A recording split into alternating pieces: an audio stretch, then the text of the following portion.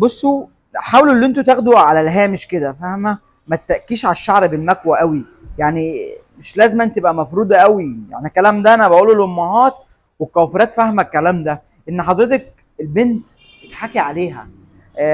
بمعنى ايه؟ هي اسمها كده عملت مكوى، هي مش فاهمه يعني ايه اتغسل هيبوظ، اتغسل هيرجع تاني.